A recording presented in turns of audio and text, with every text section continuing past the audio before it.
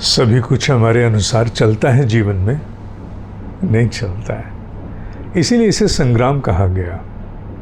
और अर्जुन को जिस कर्म योग का प्रशिक्षण दिया गया वो जीवन रूपी संग्राम ही तो था। आसपास सब कुछ प्रिय हो आवश्यक नहीं, बहुत कुछ अप्रिय होता है जो पसंद नहीं होता, अच्छा नहीं लगता, बुरा लगता है, मन में गांठ बन जाती है कई विषयों पर, कई व्यक्तियों पर, कई प्रकार की असफलताओं पर।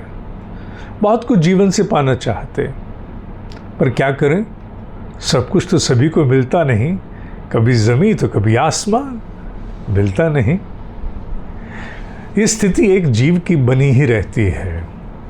कर्म योग का शिक्षण, कर्म योग का प्रशिक्षण मनुष्य को इस प्रकार की आंतरिक चुनौतियों के लिए तैयार करता है, बहुत बल प्रदान करता है। किस प्रकार स्वयं को जीवन की बहुत सारी विडंबनाओं में भी, ऊंच नीच में भी, सफलताओं में भी, अपनी आकांक्षाओं के प्रति भी मनुष्य किस प्रकार एक संतुलन अपना सके, किस प्रकार बाहर से आने वाले दुष्प्रभावों को झेलने में बहुत समर्थ और सबल बन सके।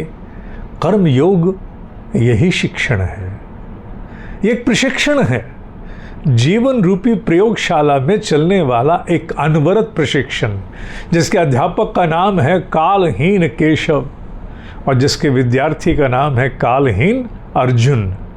केशव तो निश्चित है, पर अर्जुन कालहीन कौन? तुम, मैं, हम सब कालहीन अर्जुन हैं, जो अपने अपने समय में आकर के अपने अपने स्थितियों को उनके साथ जूझते हैं और जीवन संग्राम में असंतुष्ट, संतुष्ट, अधर इधर उधर औने पौने होकर के निकल जाते हैं।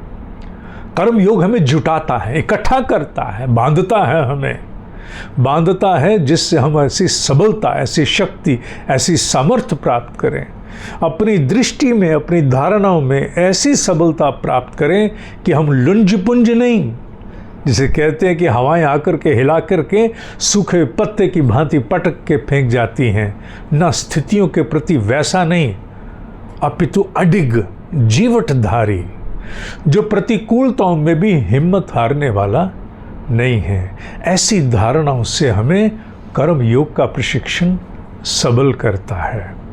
कैसे हमें चुनौतियों का, कैसे हमें विकट स्थितियों, विकट व्यक्तियों का सामना करना चाहिए, उनके प्रति क्या दृष्टि होनी चाहिए, कर्म करते समय हमारे भीतर के भाव कैसे रहें, कैसे हमारे सामान्य जीवन के सामान्य से कर्म योग स्तर को भी हमें प्राप्त करा दें, ये प्रशिक्षण कर्म योग का है।